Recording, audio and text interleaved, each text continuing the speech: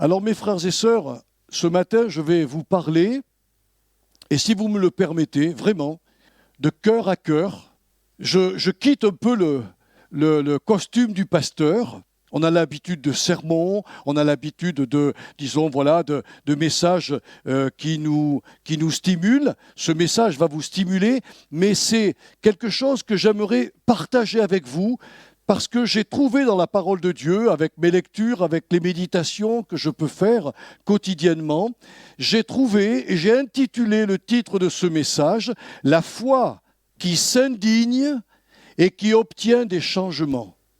Plus que jamais, nous avons besoin aujourd'hui de connaître ce message, de le mettre en pratique et d'aller parler à notre Dieu de tout ce qui nous tracasse ou de tout ce qui se passe au sein de notre monde. Alors, je vais vous dire une chose, mes frères et sœurs, la grande majorité des gens de ce monde, parfois les chrétiens sont aussi inclus dedans, mais ce sera un autre domaine. Mais la grande majorité des gens assimilent les choses qu'elles ne peuvent absolument pas changer, c'est-à-dire les catastrophes naturelles comme les tremblements de terre, les inondations, les tempêtes climatiques, les pandémies, les dictatures, les guerres, les famines, le terrorisme religieux, les crises économiques et toutes les épreuves qu'ils peuvent subir. Ces gens-là assimilent toutes ces choses à la fatalité, ou si vous préférez, au destin. Et pour de telles personnes, il est donc vain de lutter ou de vouloir lutter contre le Goliath de leur destinée. Dans nos vies, disent les gens, il y a un Goliath qu'on ne peut pas détruire. Alors on s'arrange avec les choses de ce monde qu'on ne peut pas maîtriser, qu'on ne peut pas changer. On devient, si vous préférez le terme, on devient des stoïciens, c'est-à-dire des gens qui, ne pouvant pas changer la réalité, s'adaptent à la réalité, font avec, mais sans bouger et sans s'impliquer dans la société qui ne cesse d'évoluer. Il est vain, disent ces gens, de gémir, de se plaindre, car toutes choses ont été écrites à l'avance. Il est vain d'espérer des changements significatifs. Et la meilleure des politiques est donc de se résigner et de supporter patiemment son propre karma. Vous ne savez peut-être pas ce que c'est que le karma, mais en réalité, chez les hindouistes, le karma, c'est je récolte aujourd'hui ce que j'ai vécu dans une vie antérieure. Donc on ne peut rien changer. Si j'ai vécu dans une vie antérieure comme un voleur ou comme un assassin, je me réincarne dans une autre vie et là, je vais en prendre plein la tête pour payer ce que j'ai fait, donc c'est mon karma. Et les gens qui assimilent ces choses-là à la fatalité parlent comme cela. Oh, ils ne vont pas dire exactement les mêmes mots que je viens de vous prendre, mais c'est exactement leur philosophie de vie. Alors j'aimerais que tu me mettes Jérémie, chapitre 29, on va lire du verset 4 jusqu'au verset 9. Ainsi parle l'Éternel des armées, le Dieu d'Israël, à tous les captifs que j'ai amenés de Jérusalem à Babylone. Bâtissez des maisons et habitez-les. Plantez des jardins et mangez-en les fruits. Prenez des femmes et engendrez des fils et des filles. Prenez des femmes pour vos fils et donnez des maris à vos filles, afin qu'elles enfantent des fils et des filles. Multipliez là où vous êtes et ne diminuez pas. Recherchez le bien de la ville où je vous ai amené en captivité et priez l'Éternel en sa faveur, parce que votre bonheur dépend du sien. Car ainsi parle l'Éternel des armées, le Dieu d'Israël, ne vous laissez pas tromper par vos prophètes qui sont au milieu de vous, et par vos devins N'écoutez pas vos songeurs dont vous provoquez les songes, car c'est le mensonge qui vous prophétise en mon nom. Je ne les ai point envoyés, dit l'Éternel. Mes frères et sœurs, si les Israélites du temps de Jérémie, qui furent déportés à Babylone, avaient écouté les faux prophètes fatalistes, eh bien, ils auraient vécu toutes ces années de captivité sans aucune espérance, cette espérance qui justement nourrit la foi. Les faux prophètes leur ont dit, ne bougez pas, ne faites rien, ne vous impliquez absolument pas dans la ville de Babylone, car le Seigneur va vous retirer bientôt. Ils ont prophétisé du mensonge. Et aujourd'hui, mes frères et sœurs, nous entendons la même musique venir des prophètes sur Internet, des prophètes qui disent au peuple chrétien, ne vous inquiétez pas, Dieu vient nous chercher. Alors prospérons, profitons de la vie, mais nous ne nous impliquons pas dans la vie politique des êtres humains. Ça, ce n'est pas notre affaire. Je ne crois pas qu'ils aient raison. Je ne le crois pas. Pour la simple et bonne raison que si les nations qui vécurent les grandes tragédies du XXe siècle, les guerres qu'on a vécues au XXe siècle, avaient elles aussi adopté la philosophie de la résignation, il y a longtemps que Satan aurait mis à la tête de ce monde son antichrist. Il y a longtemps qu'il l'aurait fait. Beaucoup de gens ignorent que Hitler pensait réaliser le millénium. Les SS avaient sur leur ceinturon une tête de mort. Et ils disaient croire en Dieu et qu'ils accomplissaient la volonté de Dieu en faisant des génocides comme on ne peut même pas imaginer tellement que c'est atroce. Mais voyez-vous, ces gens, toutes les nations de la terre, lors de ces deux guerres, eh bien, refusèrent la fatalité. Ils s'indignèrent contre le mal absolu. Et ils virent Dieu et ses anges se tenir à leur côté pour inverser le cours des événements. Et vous savez quoi, mes frères et sœurs? L'Allemagne nazie fut exterminée et le monde a retrouvé la paix jusqu'à maintenant. 70 ans en Europe de paix. Ailleurs, il y a encore des guerres, encore des bruits de guerre, mais nous avons vécu, je suis un enfant d'après-guerre. Je n'ai jamais entendu une bombe au-dessus de moi. Quand il passe un rafale, je tremble, tellement que le rafale fait du bruit. J'ose même pas imaginer ce que ces pauvres gens en Ukraine peuvent ressentir quand ils entendent non seulement les rafales passer, mais aussi les bombes.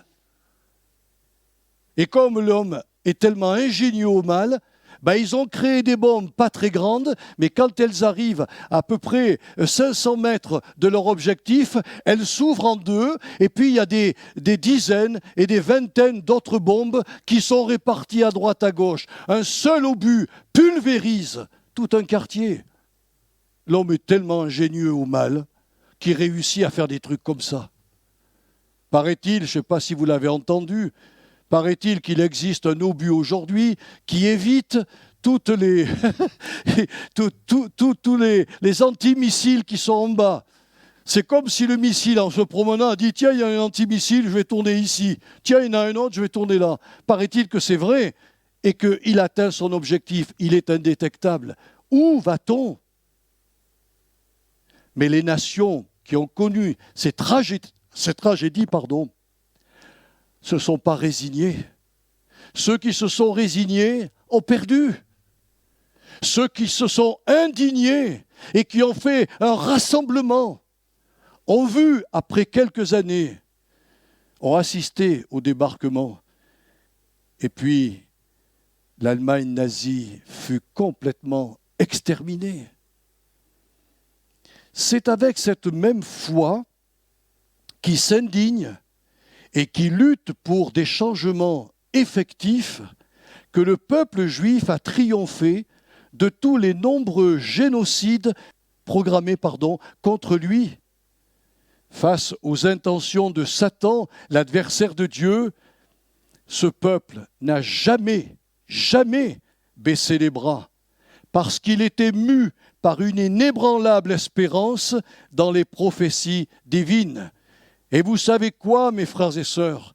Vous savez ce qui s'est produit après les jours d'horreur de la Shoah? Nous en avons été témoins. C'est un des plus grands miracles de l'histoire de l'humanité.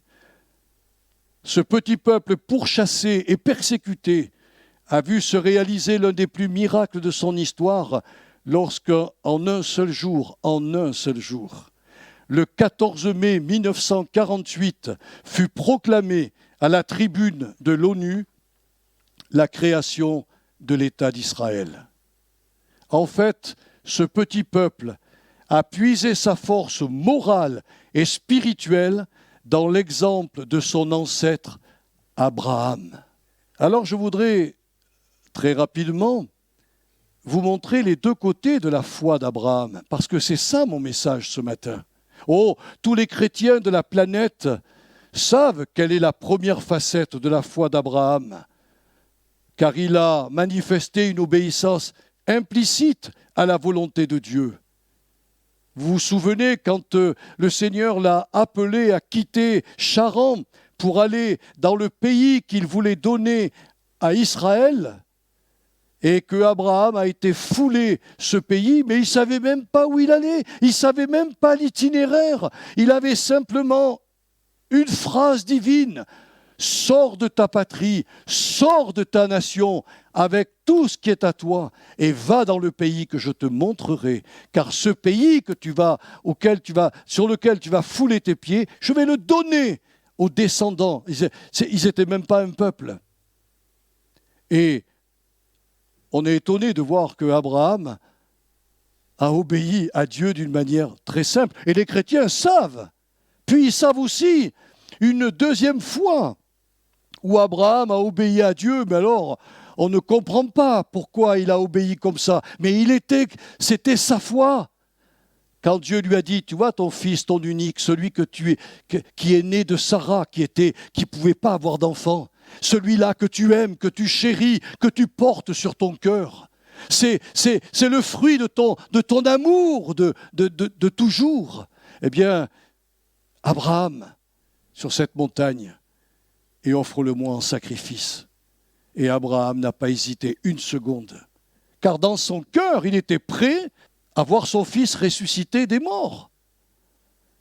Et Dieu lui a dit, stop, ne fais pas cela, c'est pas dans ma volonté que tu mettes à mort ton fils. Ça, tous les chrétiens de la planète connaissent l'obéissance implicite d'Abraham. Mais il y a un autre côté de cette foi-là qui est malheureusement, je vous le dis, un peu occultée. Je ne dis pas que personne n'est au courant de cette deuxième facette, mais elle est ignorée, occultée, voire même elle n'est jamais mise en pratique, ou très peu. Cette seconde facette de la foi d'Abraham fut révélée le jour où Dieu lui communiqua son projet de détruire les villes de Sodome et de Gomorrhe. À l'énoncé du jugement divin, Abraham a compris une chose importante, c'est que Dieu n'était pas qu'un être qui exige de l'homme une obéissance absolue, ou si vous préférez, il n'était pas simplement un Dieu qui ordonne et commande et que nous, on exécute. Il a compris ce jour-là que Dieu était un être relationnel avec qui il pouvait entrer en dialogue. Si Dieu a dit, est-ce que je peux cacher à mon ami Abraham ce que je m'apprête à faire? Et il a dit, c'est pas possible. Moi, je suis un Dieu relationnel. Je veux que mon serviteur parle avec moi. Je veux parler avec lui. Et il a commencé à lui dire, Abraham, voilà ce que je vais faire. Et Abraham a fait quelque chose d'incroyable. À l'écoute de l'énoncé du jugement sur les 2 villes pécheresses, Abraham s'indigne devant Dieu de ce que le Seigneur de toute la terre puisse faire périr en même temps le juste et l'injuste. Oh, évidemment, il pensait au sort de son neveu Lot et de toute sa famille. Quand on compte exactement de combien de personnes il y avait chez Lot avec les gendres, ça faisait 10 personnes. C'est pour ça qu'il s'est arrêté à 10. Si Abraham avait su qu'il n'y aurait eu que Lot, il serait descendu à 1 personne, mais comme il ne savait pas cela, il s'est arrêté à 10. Et Dieu lui a répondu dans un face-à-face, Abraham, si je trouve dans ces villes quelques justes, au moins 10 comme tu me le demandes, je ne détruirai pas la ville.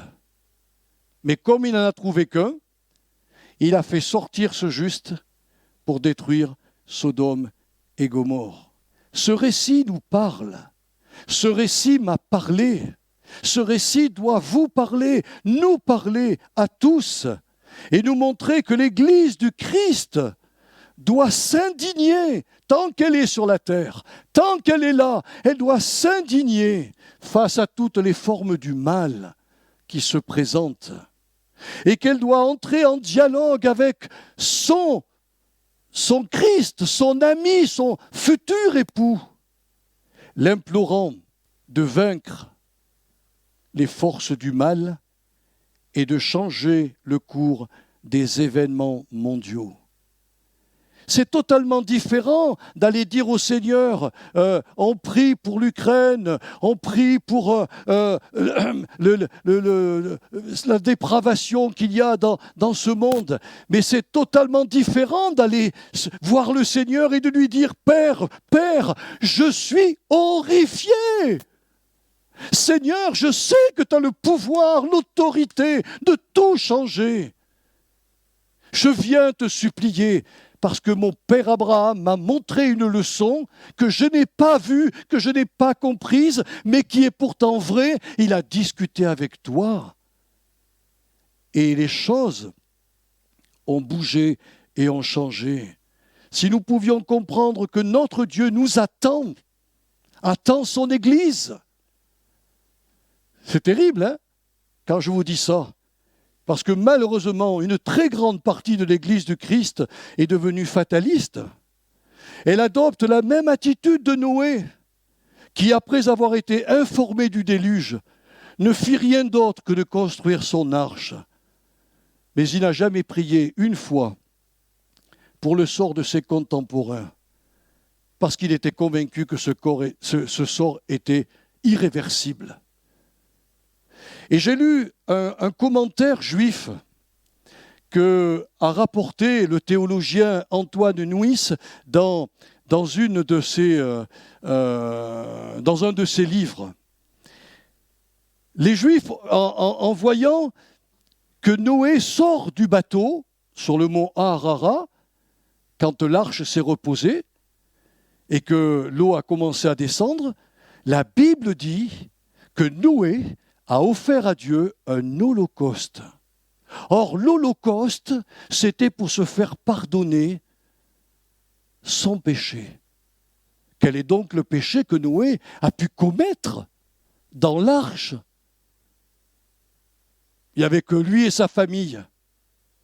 Eh bien, les commentaires juifs pensent que Noé s'est senti coupable quand il a vu que ce monde était complètement désertique. Et Dieu lui a dit, pourquoi tu n'es pas venu? Pourquoi pendant ces 120 années, tu ne m'as pas prié pour ce monde? C'est un commentaire juif, hein. Je ne dis pas que c'est la vérité, mes frères et sœurs, attendez. Hein. Mais nous, et je pense que les commentateurs ont raison, l'Église aujourd'hui est devenue fataliste. L'Église pense que tout a été annoncé d'avance Et de toute manière, les âmes seront sauvées. Et le monde actuel, on ne peut pas le changer. Mais je vous dis une chose. Si vous comprenez ce message, si vous venez avec nous à prier le Père d'une autre façon, vous indignez pour la guerre qui se passe en Ukraine, pour les problèmes immoraux qui se passent dans notre pays, pour les enfants qu'on met à mort, par l'avortement et par toutes ces choses-là, si on vient s'indigner et crier au Seigneur qu'il fasse quelque chose, vous savez quoi ? Dieu le fera. La fatalité n'est donc pas un concept chrétien. Et je vous en donne la preuve par quelques témoignages de la Bible. Vous vous souvenez quand Moïse fut appelé par Dieu à sauver Israël de l'Égypte. Il a pris ce peuple avec lui et il l'a conduit au pied du mont Sinaï. Et que firent ces Israélites pendant l'absence de Moïse, vous savez? Ils se sont dit, il nous faut absolument une idole pour qu'on puisse la glorifier de nous avoir fait sortir d'Égypte. Et Moïse, là-haut, devant le Seigneur, s'entend dire de la part de Dieu, « Moïse, ton peuple en bas s'est corrompu. Moïse, je vais le détruire. Et avec toi, je vais faire une grande nation. » C'est gratifiant quand même pour le gars qui monte sur la montagne. Hein. Il dit en bas, ils sont tous corrompus, youpi youpi, Dieu fait avec moi une grande nation. Vous savez ce qu'a fait Moïse? Il s'est indigné. Il a parlé à Dieu comme je vous parle ce matin. Il lui a dit, mais mon père, mais c'est pas possible. Si tu me mets au courant de ce que tu veux faire, c'est que tu veux que je prie pour que tu changes tes plans vers Israël. Parce que si tu ne les changes pas, Seigneur, les Égyptiens vont rire de toi en disant il a fait sortir son peuple d'Égypte pour le tuer dans le désert. Il avait raison, Moïse. Hein. Et puis il dira, et en deuxième position, ô Dieu d'amour, Dieu créateur de toutes choses, tu as fait une alliance avec Abraham. Tu ne peux pas renier ton alliance afin que toute la terre soit bénie. Et vous savez quoi, mes frères et sœurs? Écoutez ce qui est écrit dans l'Exode 32, versets 7 à 14. Il est dit, Dieu se repentit du mal qu'il avait déclaré vouloir faire à son peuple. Littéralement, quand on le traduit en hébreu, il est dit que Dieu changea sa colère en miséricorde. Mes frères et sœurs, il y a aujourd'hui une miséricorde, ou plutôt un réservoir de miséricorde pour le monde, et l'Église doit la demander à Dieu. L'Église doit prier pour la demander à Dieu, pour nos familles, pour nos bien-aimés, pour ceux qui nous entourent. Parce que vous savez ce qui m'arrive, moi des fois, je suis un peu horrifié. On porte un jugement sur les païens, on était pareil qu'eux. Mais qui est-ce qui a... Comment ça se fait que moi j'ai été appelé à l'Évangile à 22 ans? Comment ça se fait que 6 mois après, ma femme qui aimait Dieu dans la religion catholique, elle était tout à fait sincère dans ce qu'elle croyait. 6 mois après, elle adhère exactement à la même foi que moi. Mais qu'est-ce que j'ai fait? Qu'est-ce que nous avons fait pour être appelés au service de Dieu? Je n'ai aucun mérite. Et je me dis, Seigneur, les gens qui sont dehors, qui sont en train de mourir là, j'ouvre une parenthèse aux obsèques de Michel. J'ai dit, Seigneur, inspire-moi, dis-moi ce qu'il faut dire. J'ai commencé à leur parler en leur disant, je vais vous dire une chose, messieurs et mesdames, les cimetières sont des lieux anormaux.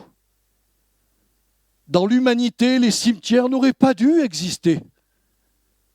Et j'ai commencé mon message là, comme ça. Mais je pense que j'ai vraiment raison. La mort n'avait pas lieu d'être. Elle est entrée dans le monde et la Bible nous dit que c'est un ennemi et ce dernier ennemi sera vaincu. Il a déjà été vaincu par Jésus, mais il le sera définitivement et éternellement, puisqu'il n'y aura plus auprès du Seigneur aucune larme, aucune tristesse de deuil, aucun mort. Que le Seigneur soit vraiment béni. Oui, Dieu a changé sa colère qu'il avait contre Israël en réponse à la prière de Moïse, qui a osé, excusez-moi de vous le dire, je ne sais pas si vous comprenez ce que je veux vous faire comprendre, parce qu'il s'est indigné. Tout simplement. Il n'est pas devenu un fataliste. Il aurait pu dire « Oh ben Seigneur, tu as bien raison, parce que depuis qu'on est parti de l'Égypte jusqu'à maintenant, 10 fois, ils t'ont tenté. Et la 11e, c'est trop, hein ?» Eh bien Moïse lui a dit « Seigneur, même s'il y a encore une 11e fois, ou une 14e fois, ou une 100e fois, oh Seigneur, que ton réservoir de miséricorde s'ouvre et vienne les toucher. » Et Dieu l'a fait jusqu'en 1948. Et il continue à le faire, mais il l'a fait en soutenant ce petit peuple. Mais pourquoi ? Parce qu'il y a eu toujours dans le peuple juif des hommes et des femmes qui se sont indignés. Vous croyez qu'il n'y a pas des gens qui se sont indignés devant la Shoah ? Oh si. Ce qui est dramatique, quand on connaît l'histoire, c'est que ce peuple a été averti. Dieu lui a envoyé des prophètes, lui a dit « Sors d'Allemagne ». Quitter l'Allemagne, des années avant qu'Hitler soit au pouvoir. Ils n'ont pas cru leurs prophètes. Et ils ont payé un lourd tribut, que c'est dommage. Mais quand ils ont été persécutés, l'espérance dans les promesses bibliques est revenue dans leur cœur. Et même s'ils pleuraient, même s'ils perdaient des êtres chers, ils se sont toujours indignés. Je voulais raconter un jour que dans un cimetière juif, ils ont retrouvé des petites fioles avec les cadavres. Et les archéologues se disaient, mais pourquoi avons-nous cette petite fiole ? Elle servait à quoi ?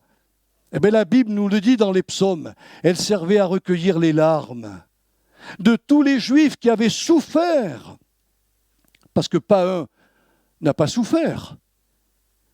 C'était simplement pour montrer à l'Éternel, en arrivant, toutes les larmes qu'ils avaient versées, afin qu'ils soient consolés.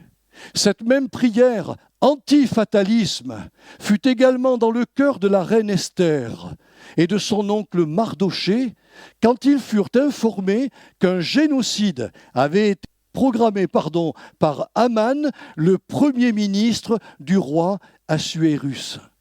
Quand ils ont su cette nouvelle, que firent Mardochée et la reine Esther ?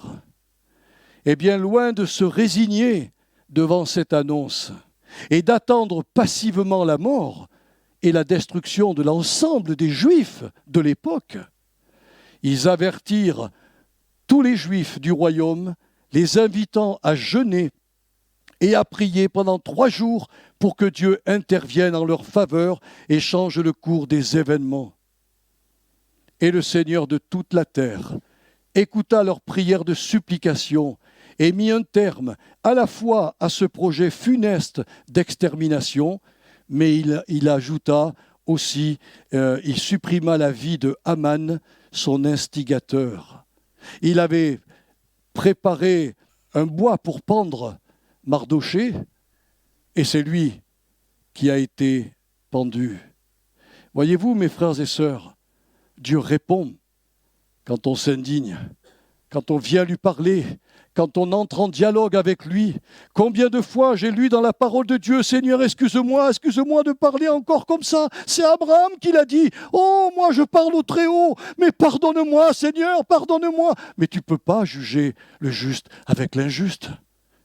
Tu ne peux pas dans ta nature agir ainsi. Oh mes frères et sœurs, si nous arrivons comme cela devant Dieu avec des prières, s'indignant devant ce qui se passe dans le monde, en lui disant Seigneur, moi je lui dis, je vous l'avoue, pourquoi nous sommes si vides dans nos églises ? Pourquoi les autres communautés ne regorgent pas de gens convertis ? On doit aller dire au Seigneur, c'est pas normal. Ton fils a payé un prix lourd et ces gens, ils se baladent. Si tu fais rien, Seigneur, ils vont mourir. Et nous, on va être culpabilisés. Mais je crois que Dieu va répondre à nos prières. Si vous connaissez aussi l'histoire du roi Asaph, vous savez que lui non plus n'a jamais été un adepte de la philosophie fataliste. Car le jour où il fut informé que les fils d'Amon et les Moabites et les Moanites avaient la capacité militaire de détruire Israël, il se souvint de la prière que Salomon avait présentée à Dieu à l'occasion de la dédicace du temple de Jérusalem. Quand ton peuple sortira pour combattre ses ennemis, en suivant la voie que tu leur auras prescrite, s'il t'adresse des prières, les regards tournés vers cette ville que tu as choisie, Jérusalem, et vers la maison que j'ai bâtie en ton nom, ô Dieu d'amour, a demandé Salomon, exauce des cieux leurs prières et leurs supplications et fais leur droit. Fort de cette promesse divine, Josaphat maîtrisa sa peur, sa frayeur. Il était paniqué, on le comprend. Il s'humilia devant son Dieu et entra en dialogue avec lui pour réclamer une délivrance à la hauteur de son immense pouvoir. Et là encore, Dieu fut attentif à cette prière de supplication et il répondit au roi par la bouche d'un prophète, « Je combattrai moi-même contre vos ennemis et je changerai le cours des événements. » C'est pourquoi le lendemain, Josaphat, fort de cette parole, plaça en première ligne non l'infanterie militaire, mais des chantres et des musiciens. Et ils sont partis combattre tous ces ennemis qui étaient supérieurs à eux et qui pouvaient les détruire en chantant des cantiques. Et vous savez quoi? Le texte nous le dit. Quand ils arrivèrent en haut de la colline, ils virent que tous leurs ennemis étaient par terre, tous morts. Ils s'étaient entretués les uns les autres. Qu'est-ce que Dieu a fait comme frayeur pour que ces gens s'entretuent? Ça, on l'ignore, mais en tout cas, Dieu est intervenu. Et ils sont tous morts. Et ils ont mis je ne sais plus combien de jours pour ramasser le butin. Est-ce que c'est vrai, mes frères et sœurs, quand on va en dialogue avec Dieu et qu'on lui dit, qu'on s'indigne devant ce qui se produit? Le Seigneur entend et le Seigneur exauce. Tout dépend de la foi. Tout dépend de notre foi. Quand Jacob sut que son frère venait à sa rencontre avec une grande armée pour le tuer, parce qu'il avait été trompé 2 fois. Il s'est dit, maintenant que j'ai suffisamment de monde en mon pouvoir, je peux monter contre mon frère et le tuer. Quand Jacob l'a appris, il était pris de panique. Et alors il est resté à prier. Et pendant cette nuit de prière, il a combattu avec Dieu. Vous savez la suite? Au petit matin, il tenait l'ange et il lui a dit, « Je ne te lâcherai pas tant que tu ne m'auras pas béni. » Et l'ange l'a frappé à la hanche. C'est pour ça que Jacob s'est mis à boiter, mais il a été vainqueur. Il s'est indigné, il a crié, il a dit, « Oui Seigneur, oui je suis un usurpateur, je suis tout ce que tu veux, je ne suis pas à la hauteur, j'ai blousé mon frère, je l'ai humilié, c'est sûr qu'il est en colère contre moi. Oh Seigneur, mais c'était le vieux Jacob, maintenant je m'appelle Israël. Je m'appelle Israël, le prince de Dieu. Je viens te supplier de changer la colère de mon frère. » Et qu'on se retrouve et qu'on s'aime. Vous savez quoi, mes frères et sœurs? Jacob a enlacé son frère Ésaü et ils se sont pardonnés mutuellement et ils sont chacun repartis, mais dans la paix du Seigneur. La prière qui s'indigne est une prière qui prévaut devant le trône de Dieu. Relisez les psaumes avec attention. Et vous découvrirez que les psalmistes firent de nombreuses prières de supplication et d'imprécation, réclamant à Dieu de leur rendre justice et de changer le cours des événements. Et vous savez quoi? Dieu le fit. Quand vous lisez par exemple des psaumes tels que David en disant « Seigneur, tu fais quoi? Seigneur, mais pourquoi tu dors? Enfin, Seigneur, tu te désintéresses de mon sort. Oh, entends-les. Ils disent, où est ton Dieu? Où est ton Dieu? Ils se moquent de moi. Je pleure, Seigneur, je pleure le jour, je pleure la nuit. Bon, c'était peut-être un peu exagéré, ce qu'ils disaient. Mais ils avaient des prières de relation intime avec Dieu. Je comprends pourquoi ma grand-mère a usé le livre des psaumes comme aucun autre livre n'a été usé dans sa Bible. Parce qu'elle était tellement dans la souffrance qu'en lisant les psaumes, elle retrouvait tout le réconfort dont elle avait besoin. Lisez aussi l'histoire de Job et vous constaterez que face à ces terribles épreuves, Job n'a jamais baissé les bras. Il a même été jusqu'à dialoguer avec le Seigneur pour défendre son droit et son innocence. Et vous savez quoi, mes frères et sœurs? Dieu a rétabli Job dans son premier état et lui accorda plus de bénédictions qu'il n'en avait reçues auparavant. Quand ses amis lui disent « Mais enfin, Job, c'est pas compliqué. T'es malade, c'est que t'as péché. Que ton péché soit avoué et effacé, t'es plus malade. » Les mathématiques des fatalistes, c'est ça. Et ils lui ont dit, mais mon pauvre ami, si tu ne veux pas reconnaître que tu es un pécheur, et sa femme lui a... Alors elle faisait partie des adeptes du fatalisme, hein. Ouh là là, elle lui a dit, Job, c'est pas compliqué, hein. Renie Dieu et meurs. Hein. Au moins on passera à autre chose. Mais c'est écrit dans la Bible. Et lui, il a dit quoi? Je ne recevrai pas de Dieu le mal alors que je reçois le bien, mais mon Père sait ce qu'il fait. Moi, je ne comprends pas. Mais je suis innocent, hein. J'en suis convaincu. Et il allait le dire à Dieu. Il a dialogué à Dieu. Et puis quand vous voyez la fin des chapitres de Job, où Dieu vient, et là, Job il est écrasé, parce que tu lui dis, qui est-ce qui tient la terre? Qui est-ce qui fait ceci? Qui est-ce qui fait cela? Il a dit, oh Seigneur, pardonne-moi, j'ai parlé de choses que j'ignorais, que je ne connaissais pas. Mon oreille avait entendu parler de toi, mais maintenant mon œil t'a vu. Mais il a toujours dialogué avec Dieu. Quand vous êtes innocent, moi je vous le dis, quand on est innocent, on va vers Dieu, on lui dit, Seigneur, je ne sais pas ce qui s'est passé, j'ignore pourquoi on me fait ça. Seigneur, je ne suis pas coupable, je sens rien en moi. Ça ne veut pas dire que je sois juste, mais en tout cas, ma conscience ne me dit rien. Seigneur, défends mon droit. N'est-ce pas ce que Jésus a dit au sujet de la veuve? Il a présenté la veuve avec le juge inique comme étant le type de l'Église. La veuve, elle est venue tous les jours casser les pieds du juge inique. Eh bien, Jésus a dit que nous, on doit avoir une prière qui ne se relâche jamais, qui ne s'arrête jamais. Et cette femme, elle n'a pas écrit une prière, elle n'a pas récité devant le juge ce qu'elle devait dire, elle lui parlait selon son cœur. Et elle lui disait, mais j'ai un droit, et toi, tu as la seule capacité de mettre le tampon et ta signature pour me rendre mon droit.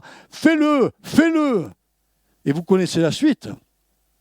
Il en a eu tellement marre qu'il lui a signé le papier, elle est rentrée dans son droit. Et Jésus a rajouté, écoutez ce que dit le juge inique. Et Dieu, votre Père, ne vous écoutera-t-il pas si vous priez jour et nuit pour défendre la cause de l'Église? Bien sûr, il vous écoutera.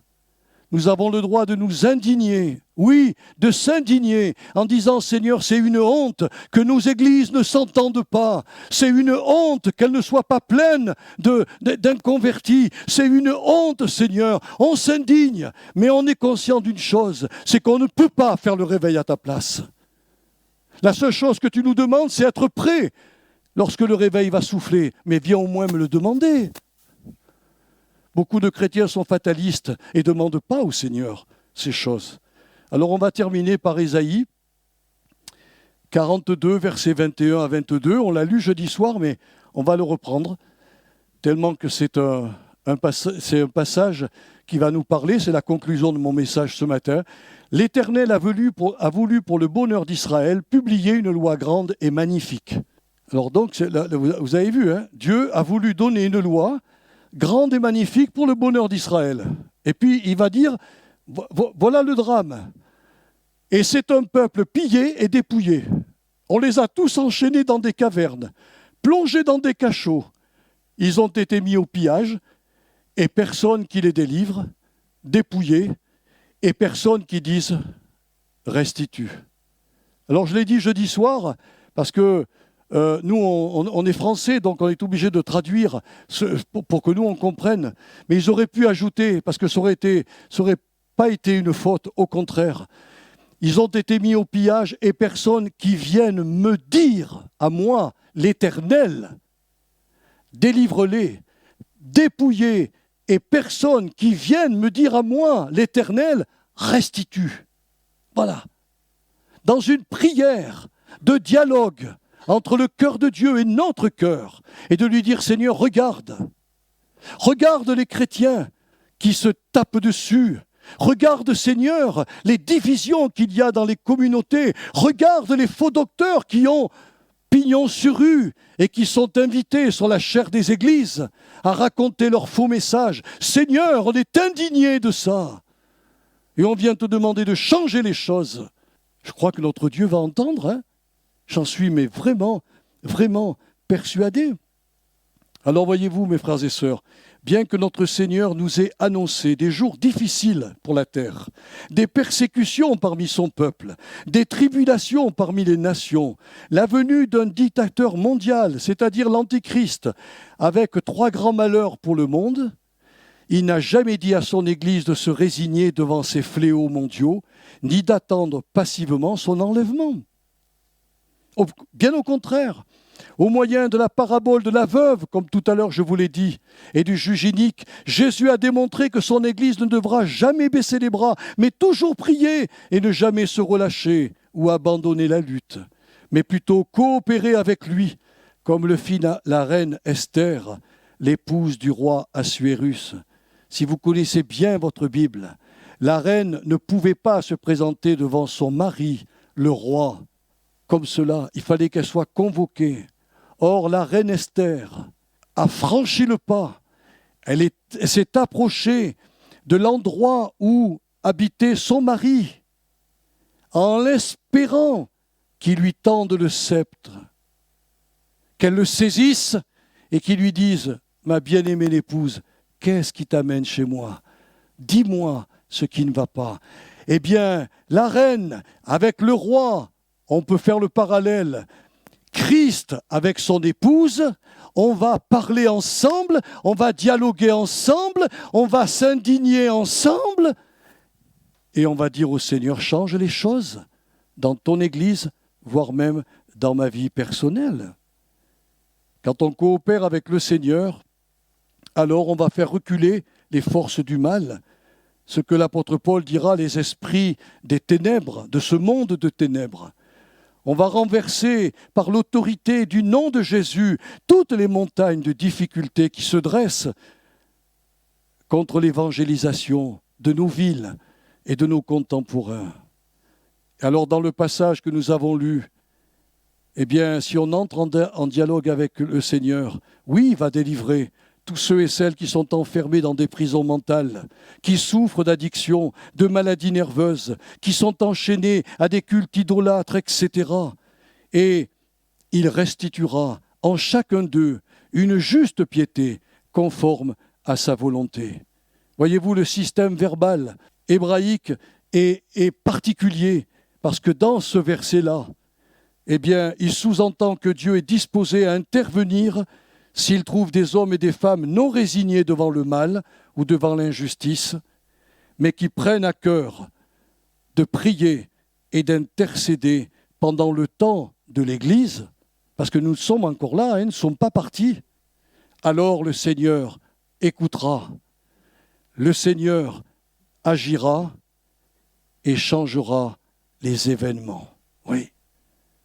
Mais le jour où on disparaîtra, le jour où l'épouse quittera cette terre pour rejoindre son époux, plus rien n'empêchera le diable de contrôler la planète. Mais je vous le dis, mes frères et sœurs, il faut que ça soit clair dans notre tête. L'Église est comme 2 bras de Dieu qui repoussent le mal. Oh, le mal peut venir, on l'a vu au XXe siècle. On pensait que c'était la fin du monde, mais par les prières des gens et par le fait que Dieu s'est à travailler avec tous ceux qui s'indignaient et qui ne voulaient pas demeurer dans la fatalité, eh bien les forces du mal ont été repoussées, Satan a été vaincu, l'Allemagne nazie a été anéantie et la paix a été accordée jusqu'à aujourd'hui dans notre Europe. Que Dieu soit béni. Seigneur, on a parlé cœur à cœur avec nos frères et sœurs. Ce que j'ai trouvé dans ta parole et dans les livres que j'ai pu lire correspond vraiment à ton désir.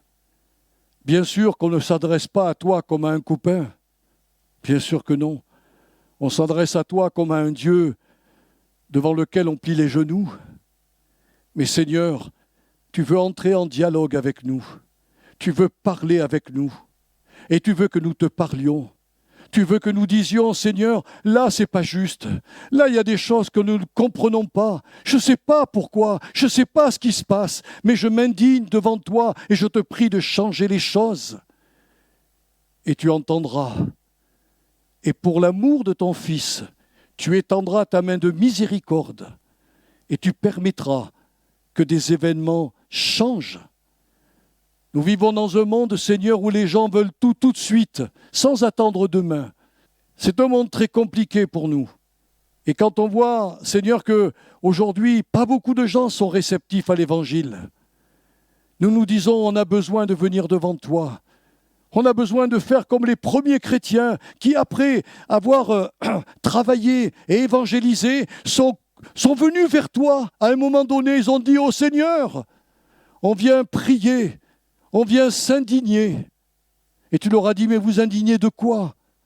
De la persécution? Ah non, non, non, non, non, Seigneur, c'est pas de la persécution, mais on voudrait qu'au sein de la persécution, tu nous régénères, tu nous donnes plus de puissance et de force, afin que le nom de Jésus soit glorifié et que les hommes et les femmes se convertissent.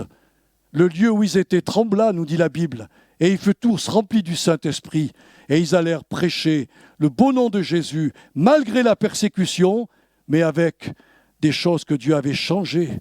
Les événements n'étaient plus les mêmes, la puissance était là. Seigneur, nous aimerions tellement vivre les mêmes choses. Alors ce matin, je remets ce message à ta grâce. Je prie pour que l'Esprit Saint aide mes frères et sœurs à la lecture de la Bible, qu'ils rencontrent des témoignages pour confirmer ce que je viens de leur prêcher ce matin. Oui, Seigneur, je crois honnêtement à ce que j'ai prêché, mais j'avoue, comme mes sœurs et comme mes frères, que si tu ne viens pas nous aider par le Saint-Esprit à faire une telle prière devant toi, alors Seigneur, on ne verra pas grand-chose. Mais je crois que tu veux nous aider à avoir un dialogue plus intime, plus profond, plus vrai avec toi.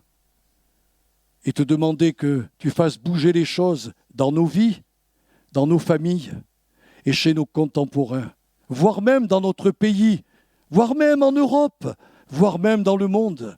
Et tu le feras. Tant que l'Église est là, tu le feras parce que tu en as fait la promesse. À toi la gloire ce matin, dans le beau nom de Jésus notre Sauveur. Amen.